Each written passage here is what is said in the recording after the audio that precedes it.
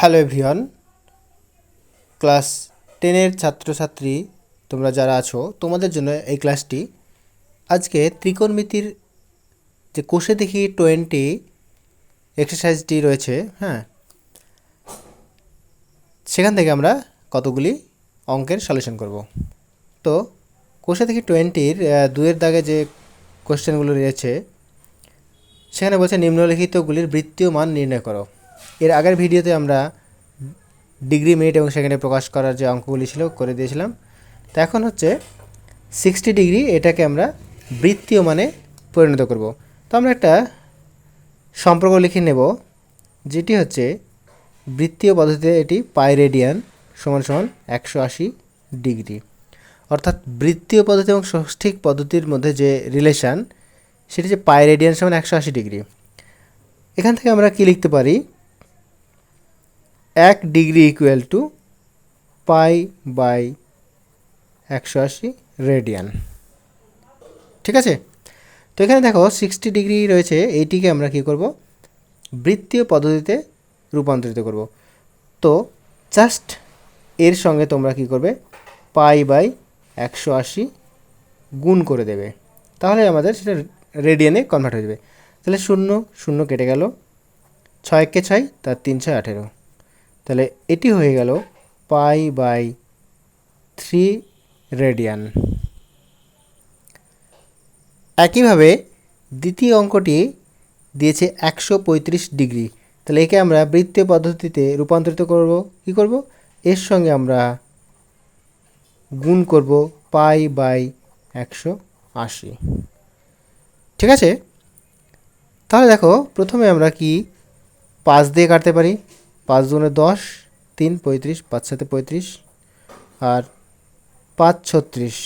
এবার আবার আমরা কাটতে পারছি 9 দিয়ে দুটোকে ভাগ যাচ্ছে, তাহলে 3 9 27, 4 9 36। তাহলে এটি কি হলো, এটি হচ্ছে 3 পাই বাই 4। তাহলে এটি হচ্ছে বৃত্তীয় পদ্ধতিতে প্রকাশ। নেক্সট 3 নম্বর যে অঙ্কটি দিয়েছে -150 ডিগ্রি। তো একে আমরা কি করব, 150 গুণ এর সঙ্গে তোমরা পাই বাই 180 গুণ করে দাও।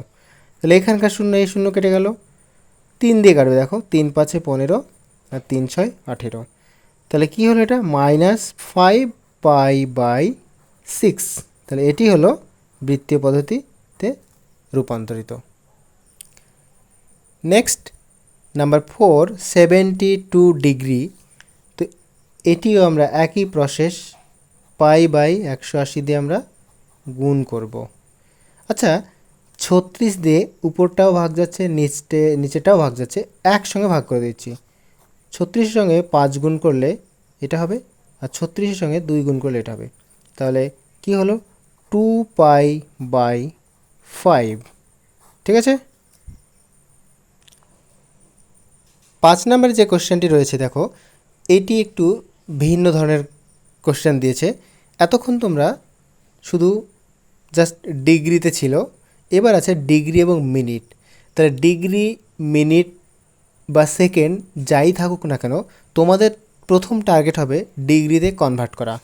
তাহলে কি করে কনভার্ট করছি একটু দেখে নাও। আচ্ছা, 22 ডিগ্রি এটা রেখে দিলাম। আচ্ছা, 30 মিনিট আছে। আচ্ছা, আমরা জানি 1 ডিগ্রি সমান সমান 60 মিনিট। তাহলে মিনিটকে যদি আমি ডিগ্রিতে কনভার্ট করতে চাই, তাহলে আমরা কী করব, 60 দিয়ে ভাগ করব। তাহলে এটা কী করতে পারি, 30 বাই 60। তখন আবার এটা, আর এখানে তুমি যোগ চিহ্ন দিতে পারো, কোনো ব্যাপার নয়। তাহলে ডিগ্রিতে কনভার্ট হয়ে গেল। এরপরে আমরা কি লিখতে পারবো, 22 ডিগ্রি। আচ্ছা দেখো, 0 0 কেটে গেল, আর 3 একে 3, 3 দুগুণ 6। তাহলে আলটিমেটলি কী হচ্ছে, 1/2 এটা ডিগ্রি আসছে। ঠিক না? তাহলে এবার তুমি এইটাকে আবার এইভাবে লিখতে পারো, 22 পূর্ণ 1/2 ডিগ্রি। আচ্ছা, পূর্ণ যদি আমি ভেঙে নিই, তাহলে 22 দুগুণ 44 আর 1 45। তাহলে 45/2 ডিগ্রি। আচ্ছা, এটাকে আমি যদি বৃত্তীয় পদ্ধতিতে করতে চাই, তাহলে 45/2 গুণ পাই বাই 180। একই জিনিসের সঙ্গে আমরা মাল্টিপ্লাই করলাম, তাহলে একেবারেই কেটে যাবে। দেখো পায়ের সঙ্গে যদি তুমি 45 দিয়ে যদি 4 গুণ করো তাহলে 180 চলে আসবে। তাহলে উপরে কি থাকলো, উপরে পাই আর নিচে 2 আর এখানে 4, তাহলে 4 দুগুণে 8, তাহলে এটা কি হলো, π/8।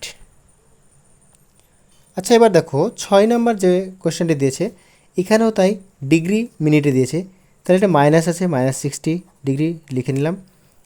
30/60, তাহলে এটা কি হলো, এটা মিনিটে রূপান্তরিত হয়ে গেল।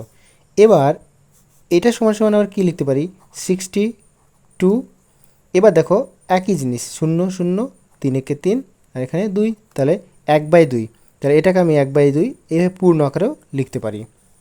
এবার পূর্ণটা যদি আমরা ভেঙে নিই তাহলে কত আসবে, 62-র সঙ্গে তোমাকে 2 গুণ করতে হবে, তার সঙ্গে 1 যোগ করতে হবে। তো 62-র সঙ্গে 2 গুণ করলে 124, তার সঙ্গে 1 যোগ করলে 125/2 ডিগ্রি রয়েছে। একে আমি বৃত্তীয় পদ্ধতিতে কনভার্ট করতে হলে আমি কি করতে হবে, 125/2 গুণ π/180। ঠিক আছে, তাহলে কত দিয়ে কাটবে দেখো, 5 দিয়ে কাটলাম, 5 36, 5 25 125।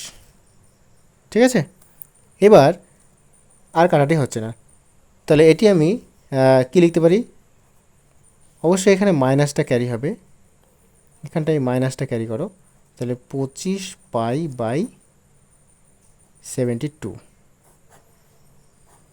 তাহলে এটি হলো অ্যান্সার। এরপর তোমাদের বাকি দুটি কোশ্চেন রয়েছে যেগুলিতে দিয়েছে ডিগ্রি, মিনিট এবং সেকেন্ড। এই দুটি কোশ্চেন আমি আলাদা ভিডিওতে আপলোড করব।